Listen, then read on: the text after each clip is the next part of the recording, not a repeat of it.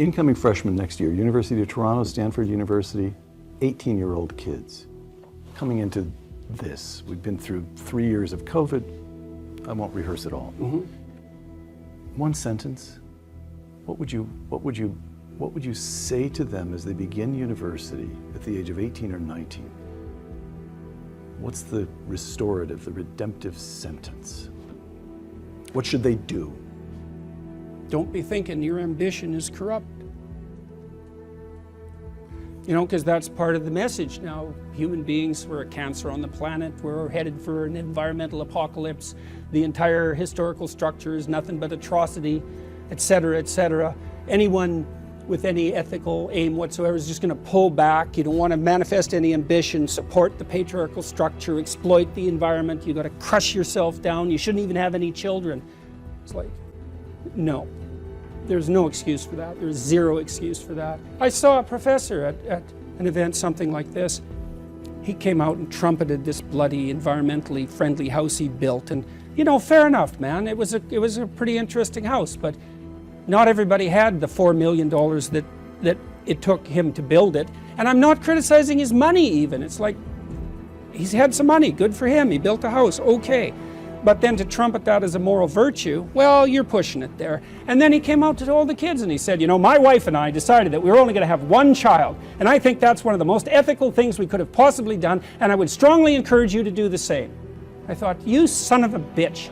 You get up in front of these young people. A lot of these kids were children of first-generation immigrants from China. And he showed all these images, you know, of these terrible factories in China, these endless rows of sterile mechanism that were subordinating all the Chinese people to this terrible, you know, capitalist machine.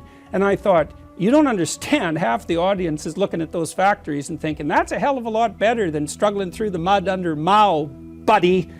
And so, I don't know where he thought he was, but to come out in front of all those kids and basically tell them that the whole human enterprise is so goddamn corrupt that the best thing they could possibly do is limit their multiplication, and to think of himself as a scholar and an educator, it was just, I did say something, by the way. It was rather uncomfortable, and he stomped off the stage.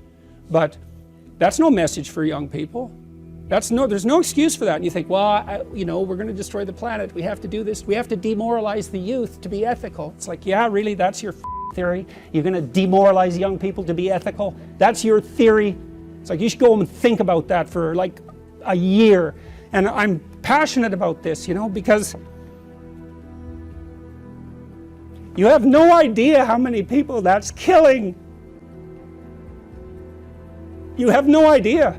I see people everywhere, all over the world. They're so demoralized, especially young people, especially young people with a conscience, because they've been told since they were little that there's nothing to them but corruption and power. It's like, how the hell do you expect them to react? I spent a lot of time at the various universities I was associated with studying motivation for atrocity, because I was very curious about that as a psychologist, not as a sociologist or an economist or a political scientist. You're an Auschwitz guard. Okay, what's motivating you as an individual? And I wanted to understand it well enough so that I could understand how I could do that, because one answer to that is, well, that sort of behavior is so far beyond the pale that it's completely incomprehensible. It's just a manifestation of, say, like intense psychopathy, and a normal person can't even imagine it. And I think, nah, that evidence doesn't really suggest that, because it isn't obvious that all the people involved in the Nazi movement, for example, were criminally pathological, that they were deviations, like incomprehensible deviations from the norm. It'd be lovely to think that, and it would make the world a lot simpler, but I think the evidence mostly suggests that no, you can get ordinary people to do that sort of thing, and maybe even to enjoy it. And so that's pretty bloody terrifying. And so I tried to understand that, and I think I did to some degree, although we can't go into that. A fair bit of that's a consequence of envy. It's the spirit of Cain, I would say, if you had to sum it up in a phrase. But that isn't the issue. The issue is, how do you stop it from happening again? And because that's supposed to be what we're concentrating on, let's say, in the aftermath of the Second World War. Never forget, which should mean something like, how about we don't do this again? And so my question was, well, how do we how do we best go about that, ensuring we don't walk down that road again? And my conclusion was, because it was fundamentally an issue of individual psychology, most fundamentally, more than economics, more than sociology, all of that. The cure is individual. People have to act as ethically as they are powerful, or else. And so I've been trying to convince people to do that, I suppose, or to put forward, not to convince them precisely, but to put forward an argument about why that's necessary and why it's on them. It's like, no, this is on you. You got to understand this problem. It's you. You don't get it right, it isn't going to work. And so how do you do that? Well, you start with what you have under control in your own life, because where else are you going to start? You look to yourself. Put your house in order. Don't be worried about some other person walking this satanic path. And that's what activists do all the time, right? It's you. It's the corporations, like it's someone else. No. It's you. And I think that's also fundamental to the Judeo-Christian doctrine, is that it's you. It's on you. Redemption's an individual matter. And so my hope is that if enough people take themselves with enough seriousness, then we won't end up in hell. Because we certainly could. It's a high probability.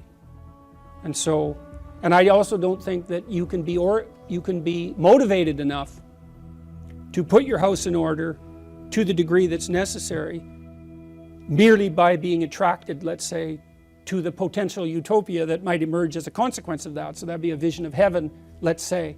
No, you need to also be terrified of hell. Think, well, there's no such thing. It's like, just because you haven't been there doesn't mean there's no such thing. It's like you have to be pretty bloody naive to think there's no such thing. Like, how much evidence do you need? And how does it come about? Well, it comes about, at least in partial consequence, of the sins of men. And I think that's true. So I go around and I talk to people. I say, look, there's not only more to you than you know, there's more to you than you can imagine. You have an ethical responsibility to act in that light. And you might claim not to believe that, but I would say, well, your whole culture is predicated on that belief. And insofar as you are an active member of that culture and a believer in its structure, then you believe it. You might not be very good at believing it. You might be full of conflict and doubt, and you might not be able to articulate it, but it's still right at the bedrock of your culture, this notion of what? The divine sovereign individual. Is that not what your culture is predicated on, that idea? The logos inherent in each person? It's something other than that? I've never seen a credible argument made to show that it's anything other than that. You know, you can say, well, rights are attributed to you by the state. It's like, sorry, that's a weak argument, because the state's dependent on your actions. So, you know, to believe that, you have to believe that the state is the entity, and that individuals are just subordinate in some fundamental sense to the state. It's like, no, the state is dependent on the individual to exactly the same degree. So we're the active agent of the state in some sense. We're the seeing eye of the state, the speaking mouth of the state, because the state's dead without the individuals that compose it. Milton conceptualized Lucifer as something like the spirit of unbridled intellectual arrogance. It's something like Lucifer is the light bringer, and he is engaged in a conflict with God, attempting to replace the divine. And that's pretty explicit in the story. And I look at that and I think, oh, that's a poetic intuition of the battle between the secular intelligentsia and the religious structure. That's Milton's prodroma. And what he sees happening is the intellect has become so arrogant that it will attempt to replace the divine and rule over hell. I think, yeah, well, that's the Soviet Union, man. That's Maoist China. We know. We've got our theory. It's total. We've solved the problem and nothing's going to change. Fair enough. If you want to rule over hell and you think, well, these societies are successful. It's a pretty odd definition of success as far as I'm concerned. You want to be successful like China? You know, that's why it's true that man does not live by bread alone, you know. A wealthy slave, that's no life.